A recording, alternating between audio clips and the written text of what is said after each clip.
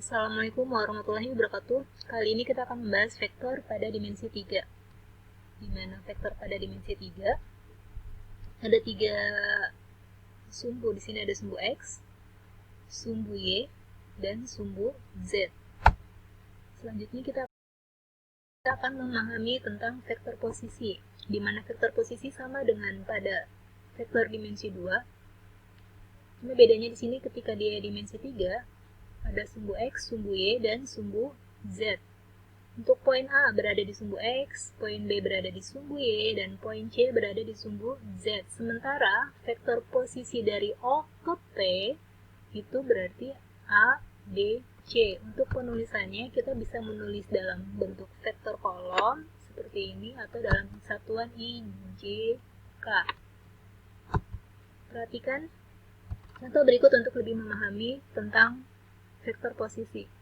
Di sini kita memiliki poin A 068 dan poin B 3210. Kita disuruh untuk menentukan vektor P yang merupakan dari garis berarah dari titik pangkal A ke titik pangkal B, atau kita bisa sebut juga dengan vektor AB. Untuk menentukan vektor P atau vektor AB, di sini kita harus mengurangkan dulu elemen yang ada di B, poin yang ada di B dengan poin-poin yang ada di A. Perhatikan 3 dikurangkan dengan 0, posisi yang sama kita kurangkan, 3 dikurang 0 ditambahkan dengan huruf I, kemudian ditambahkan lagi 2, ketemunya dengan 6, 2 dikurang 6 ditambahkan dengan huruf J.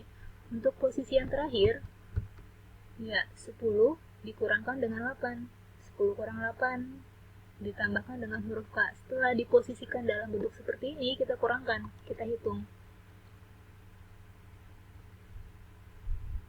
3 dikurang 0, 3I, 2 dikurang 6, min 4J, 10 dikurang 8, 2K. Bisa ditulis dalam bentuk satuan IJK atau dalam bentuk vektor kolom. Selanjutnya, di sini kita punya poin A 67 min 4 dan B min 2 3 20 3 dan 20. Jika P merupakan titik pada ruas garis AB sehingga AP banding PB itu 1 banding 3, maka kita disuruh untuk menentukan berapa sih vektor P-nya. Jadi kita punya garis AB, di tengah-tengahnya ada titik P. Jarak dari A ke P kita misalkan 1, dan jarak dari P ke B 3 karena perbandingan ini ya. Selanjutnya kita punya poin A dan poin B. Untuk mencari vektor untuk mencari vektor P, kita kali silang. Jadi seperti ini. Perbandingan PB 3 dikalikan dengan poin A. Dan perbandingan AP 1 ini dikalikan dengan poin B. Seperti apa? Lihat bagian berikut.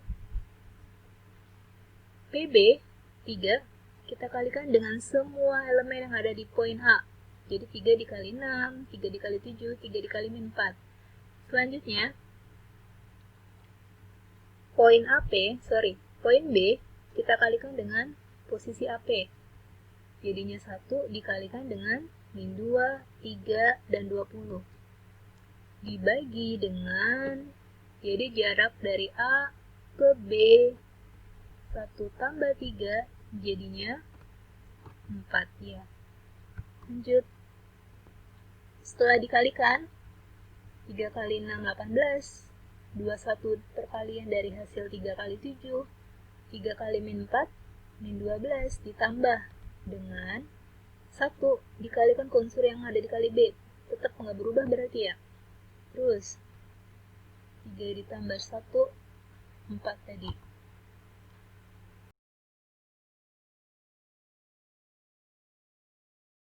Tiap-tiap poin dengan pembandingnya kita menentukan vektor posisi dengan mengurangkan tiap-tiap poin. Jadi 18 dikurangkan dengan 2, 21 dikurangkan dengan 21 ditambah 3, min 12 ditambah 20.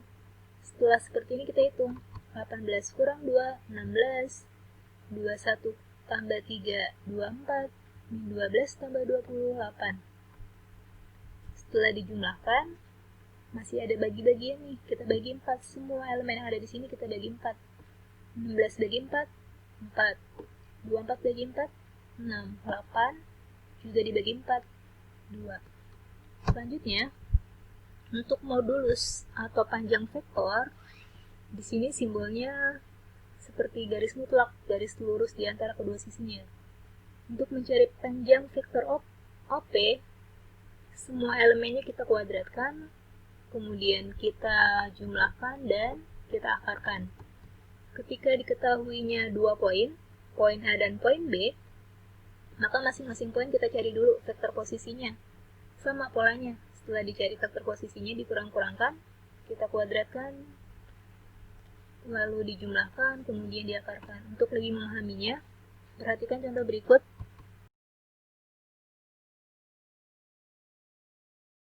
Modulus vektor, di sini kita memiliki vektor A 3, 4, 5. Kita disuruh menentukan untuk mencari panjang dari vektor A. Untuk mencari panjangnya berarti akar dari semua elemen ini kita kuadratkan. Jadi 3 kuadrat, 9, 4 kuadrat, 16, 5 kuadrat, 25. Setelah dikuadratkan, kita jumlahkan. 9 tambah 16 tambah 25, hasilnya 50. Sudah selesai? Belum. Akar 50 ini bisa kita pecah lagi. Karena 50 itu perkalian dari 25 dikali 2. Dan bisa diakarkan kan? Akar dari 25, 5. Sementara akar 2 ini nggak bisa diakarkan. Jadi akar 2 masih berada di dalam akar.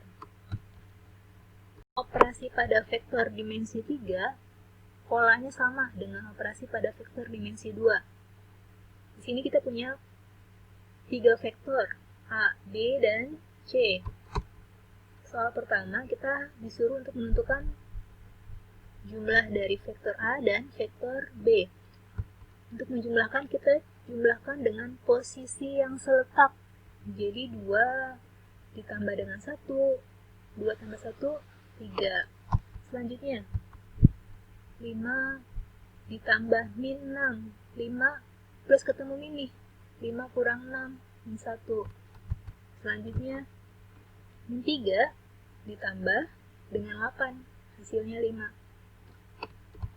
Untuk perkalian dengan skalar, dengan angka, di sini kita punya contoh 4C. Berarti setiap anggota yang ada di C, kita kalikan dengan 4. 4 kali 2. Terus 4 kali 5. Selanjutnya 4 kali min 3. Contoh berikutnya tambah udah, kalian skalar udah, berarti pengurangan. 4C dikurang B. Posisi 4C 8, 20, min 12. Didapat dari sini ya, berarti dikurangkan dengan vektor B. Vektor B 1, min 6, 8. Caranya sama, kita mengurangkan dengan posisi yang seletak. 8 dikurang 1, 20 dikurang min 6, jadi min ketemu min di sini plus, jadinya 20 tambah 6, 26. Selanjutnya, min 12 dikurang dengan 8, min 12, min 8. Hasilnya, min 20. Selesai operasi matriks, sekarang kita lanjut ke perkalian skalar pada dua vektor. Di sini kita mempunyai dua vektor A dan B. Untuk perkalian skalarnya, hasil skalar dua vektor yaitu kita mengalihkan posisi yang seletak. Jadi X1 dikalikan dengan X2, Y1 dikalikan dengan Y2, Z1 dikalikan dengan Z2. Untuk lebih memahaminya, contoh berikut adalah vektor A dan vektor B yang saling tegak lurus. Jadi diketahui bahwa vektor A dan vektor B itu saling tegak lurus. Kita disuruh untuk menentukan nilai dari M. Perlu diingat bahwa untuk dua vektor yang saling tegak lurus, maka A kali B-nya itu sama dengan 0. Perhatikan, A kali B sama dengan 0. Berarti masing-masing poin I dikalikan dengan I.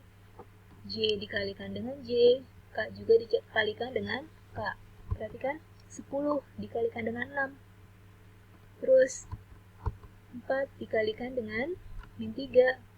Selanjutnya 3M dikalikan dengan 2. Setelah diposisikan seperti ini, kita hitung. 10 kali 6, 60. 4 kali min 3, min 12. Good. 3M kali 2, 6M sama dengan 0. Karena dua vektornya saling tegak lurus. Selanjutnya kita hitung 60 kurang 12, 48 ya. Ditambah dengan 6M. Kita mau nyari nilai M nih. Berarti 6M sama dengan min 48. Sudah selesaikah? Belum. Berarti untuk nyari nilai M, min 48 kita bagi dengan 6. Jadi hasil atau nilai dari M adalah min 8. Oke, sekian untuk pembelajaran hari ini. Assalamualaikum warahmatullahi wabarakatuh.